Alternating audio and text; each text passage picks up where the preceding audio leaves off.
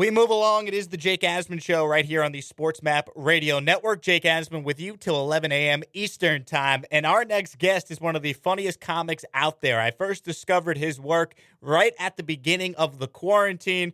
I follow him on Instagram at Jared Freid. I recommend you do the same. He is hilarious. He joins us right now. Jared, I can't thank you enough for making some time today. How you doing?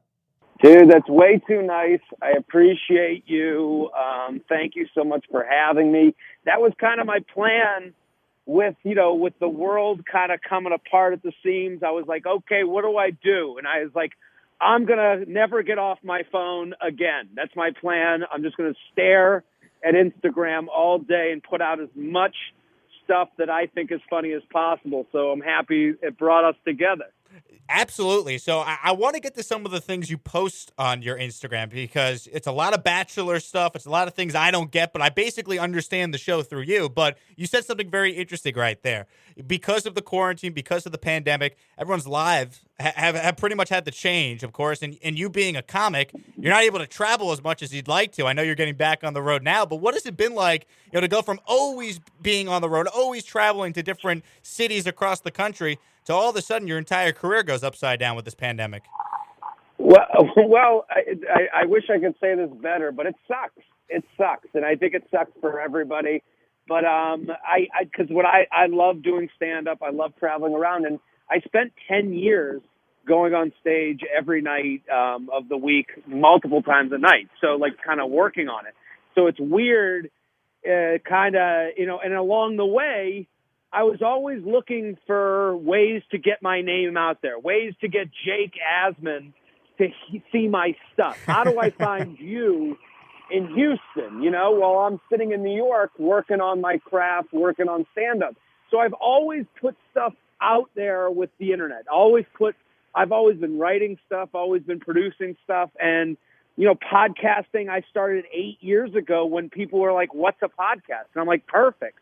I'll start putting that out because it was my way of just getting stuff out there that I thought was funny and finding people that would, like me, because you kind of have to go and find the people. You can't wait for them to come to you, especially with stand-up where people don't know they like stand-up until they go to a stand-up show. They think they hate it or they don't know it or they think of Jerry Seinfeld. There's no such thing as a middle-class comedian to anybody. So I started doing all this stuff and kind of like in the way that, Mr. Miyagi was like wax on, wax off to Daniel-san. Over the 10 years, I've been just kind of creating all these different side projects that started to kind of create this comedy mutual fund. And when the world kind of went away and all the stand-up gigs, they're like, hey, do you want to do stand-up on Zoom? I was like, no way. I don't want to do that. And I kind of realized I've been wax on, wax off all this time with all this other stuff. So I had 2 podcasts. I watch The Bachelor and I yell at it on my Instagram. And I yell at charcuterie boards and I make fun of people's charcuteries. And all these things kind of became stuff that I could concentrate more on during quarantine and during, the lack of travel and lack of shows. So that's kind of what got me into all of these things. And now I'm sitting here with, live shows starting up again and more people have started to follow me a little bit and kind of get what I'm doing. Stand-up comic Jared Freid with us here on the Jake Asman Show. Something you said that I found so interesting there. You said you've been doing comedy for 10 years, and it's so tough to do. Obviously, it's not easy, put yourself out there like that. I get asked a lot by broadcasters, well, how do you break in, to sports radio? And I say it's reps. You just got to get comfortable with yourself. You got to make your mistakes. You got to, get that experience and find your voice. Is it similar in comedy as well, where, you don't know if you could do it or not unless you just put yourself out there?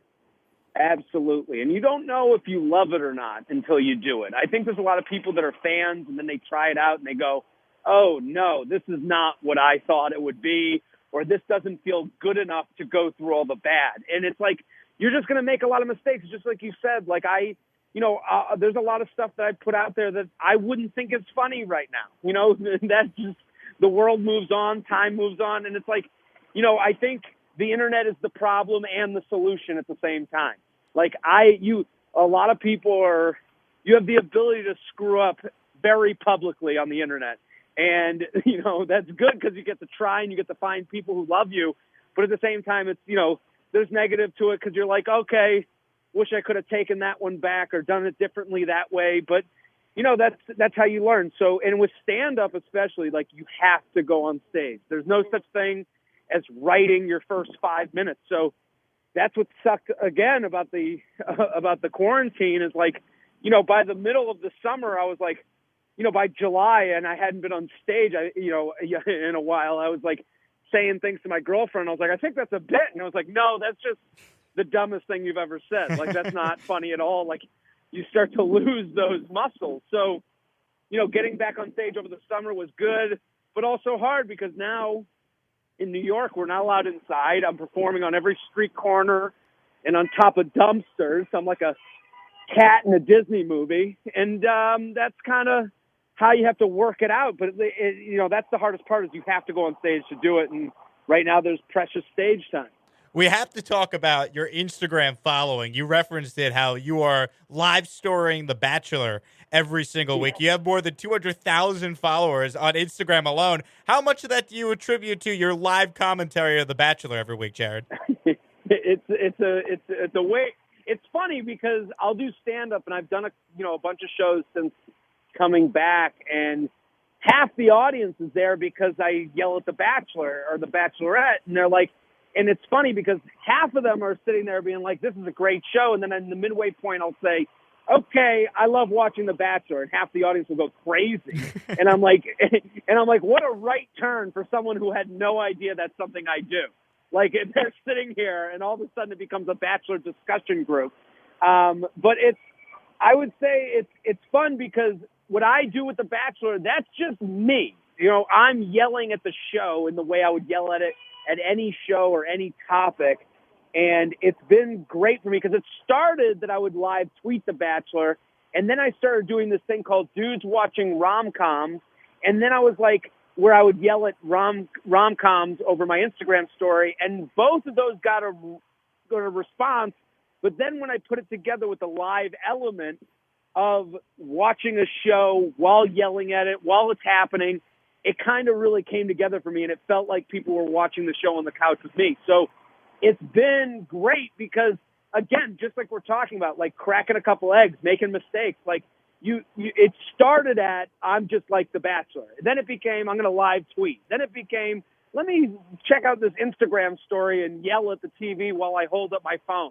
And now people tune in every week. It's really, I love doing it. I have fun doing it. And it's for anyone. And the best response I get to it is I'll have a woman who will be like, hey, my husband would never watch the show with me until we started watching your stories during the commercial break.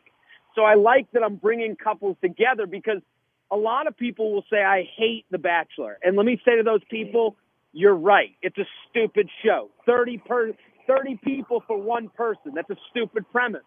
But if you can let go of that and have fun with the show and understand that just like, when I used to love WWE. When I would watch professional wrestling, people go, it's fake. Of course I know it's fake. Let me live in unreality for 1 hour a night, for 2 hours during Raw. It's a male soap opera. This is the same thing as professional wrestling to me. It is, you get to make fun of the storylines. You get to put your brain on the shelf and let the Bachelorette or the Bachelor take the wheel. And you sit there and it actually opens up great discussions with significant others. How would you react? How would you deal with this dating situation? The great communicator between all of us is that everyone has been single and everyone has been on a bad date and everyone has looked at their significant other and been like, damn it, I hate this person. So why can't we, this is kind of how I watch The Bachelor and The Bachelorette. I want to take it away from being this stupid show and just talk about it in a normal way that kind of dissects it in a fun way that you can put yourself in the, in the driver's seat. Jared Freid with us here. Of course, you can follow his Instagram at Jared Freid if you want to see the live commentary every single week when The Bachelor's on. Let me ask you this. I'm a single guy, so would you say your best piece of advice for me would be to start watching The Bachelor every week and then it would magically lead to a lot of women? I think it would lead to easier conversations with women. Because what it is, it's like, if you bring up to someone, oh, a thoughtful, and you're a thoughtful guy. You have a show. You understand creativity. You're a creative person. You're not going to just watch this show and be a jerk about it. You're going to have opinions that will naturally come out of watching the show.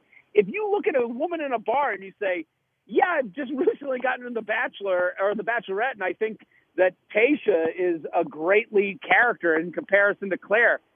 Now you're talking. Now you're depthy. Now you're in a conversation that isn't about the weekend or what do you do. It's a different conversation. It's a more familiar one. That is absolutely, amazing. It's spot on. Now, speaking of dating, the podcast that you do, You Up, is one of your two podcasts. And on this podcast, you give dating advice to a lot of people that write in. Now, what is the biggest piece of dating advice that you would share with my audience? It's the most boring advice, but it's to have fun. It's not, I think the problem with dating in 2020 is that there's just more. There's more people. There's more rejection. There's more acceptance. There's more and extra. And with dating, that can be defeating because now instead of the one person that you met through a family friend, now you've met 10 on Tinder, or you've met 5 and you're wondering, I want to go out with this one. I kind of want to go out with this one. I don't know if the conversation is great with that one. It's just a lot more decisions, more options, more problems is really the issue. So we get so many questions, and it's really about taking the intersection of technology and dating, because right now there's stuff you can't really talk to your parents about. Your parents had no idea what happens after an Instagram like. What does it mean if someone watches your story? What does it mean if if the Snapchat streak ends? All these things your mom and dad didn't have to deal with, and some of your mom and dad are getting divorced and having to deal with them themselves. So that's what we're talking about. Now, one of your tweets that I want to bring up here, and I want you to break down to everyone listening, is Am I canceled? No. We don't cancel on this show. We're free speech as long as we're within, the FCC regulations here, Jared. You know how that works. So you tweeted the following, quote, someone's going through a breakup when they use the close friends option on Instagram stories. Let me tell you, that is spot on. Can you explain to everyone what exactly that means? Well, this is exactly the premise of the You Up podcast. And because, again, what you just said, that is to someone that is English. Someone heard what you said and it spoke to them. It sparked a place in their heart. Someone else heard what you said and has no idea what you're talking about. And that's what's going on in dating right now. It's like, I know because, okay, so Instagram stories, you post your story, it goes out to all your followers. There's something called close friends. What I've noticed is the only people that use close friends is because they want to only have a few people see their story. So those close friends story posts are either for one person or to avoid one person because they have control over who sees it. So now the only reason that you would put up the close friends one is because after a relationship, people feel really uncomfortable unfollowing someone. Because after any form of dating, they say, well, I don't hate this person, so why would I unfollow them? So it's a little bit of an uncomfortable thing. I think everyone should unfollow anyone they end dating with unless you want to see them come back again or to feel badly at a moment that you really didn't want to feel badly. But that's another story. So the point is that these close friends, everyone is doing things online with a purpose. The idea that anyone is doing anything on social media by accident is a lie. And it's a lie that is easiest to tell because telling the truth brings on vulnerability. This is why you have to be listening to the You Up podcast. You got to get the breakdown on what's happening on social media. Well, listen, how many times can you think like, well, that person keeps watching my story, but I'm the only one noticing? No. If you notice it, they did it. They know they did it. That's the thing. And anyone can say, well, it's just social media. Well, yeah, that's an easy excuse, and that's an easy way to live in the blissful naivete. But the reality is it's not just social media. We're all using it. We're all looking at it. We're all feeling the same thing. Jared, before I get you out of here, we are a sports show. I know you are a huge Penn State fan. You're, of course, an alum of Penn State, class of 07. Yeah. Now, Penn State not having a great year, obviously. I don't need to tell you this. 0-4, what's gone wrong with your school, and what would you do to fix it? I mean, I don't know. They're in a tough spot. You never want to have, and I hope you understand this. I'm not sure if this metaphor makes sense, but you never want to have the number 11 pick in the NBA draft. You don't want to be the 11th pick because the 11th pick makes you next season the 11th pick again. You never find someone that's good enough to make you great, and you're not going to ever get bad enough to get someone great in the future. So I kind of think that Penn State lives in that number 11 NBA draft spot. Penn State isn't enough of a grab to get the hottest coach out there. Right now, James Franklin is a great recruiter, bad play call. And if you're a recruit now he has a resume where he's not the hot coach anymore. And someone's going to look at that. The great offensive players in the country, the great defensive players in the country, they're going to look at that and then go, do I want to be at Penn State where the guy can't call a red zone play, or do I want to go somewhere else? And I think they're going to start choosing somewhere else. So I'm not an optimistic Penn State fan. I think they got to find James Franklin has to start being more of a mascot than he is a coach. He's got to start just be the recruiting guy and bring in some coaches who can call inside the 20-yard line, because that little play that takes 20 minutes to develop in the backfield where the quarterback kind of gives it to the running back, kind of not. Maybe he'll run, maybe he'll give it off, maybe he'll run, maybe he'll give it off. That's Penn State's go-to play. They sit and dance in the back of the end zone for 30 minutes and then just wait for a defensive lineman to come crush them. So I hope Penn State can somehow find a way to reorganize, but I don't really trust it's going to happen. Now, I'm based in Houston, so Bill O'Brien, if you haven't heard, he's available if you want him back there. See, that's the thing about Bill O'Brien. He was so good, but he was in an unwinnable situation.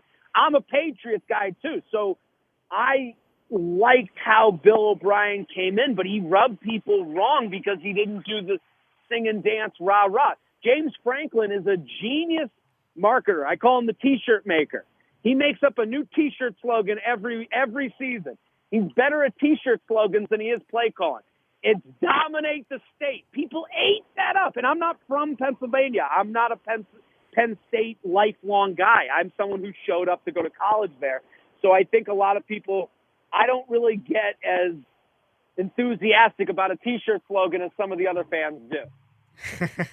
Well said. He's Jared Freid. Of course, you could check him out. Follow him on Instagram at Jared Freid. I highly recommend it. He's hilarious. Check out his website as well, jaredfreid.com, and his two podcasts, the J Train Pod and the UUP podcast as well. Jared, it's been a blast catching up with you, man. Thanks so much for a few minutes today, and best of luck in your career, man. You got to come to Houston so I can come see you in person. I'm hoping it happens as soon as possible. I'd love to come to Houston. I was there, I think last summer or whatever, but I would love to get down there and do some stand-up. Hopefully things start to clear up a little bit and we can figure that out. But I would love to have you at the show. He's Jared Freid, kind enough with his time. He joined us on our Progressive guest line. And, of course, drivers who save with Progressive save over $750 on average. We're coming right back. Jake Asman with you. This is the Jake Asman Show here on Sports Map Radio.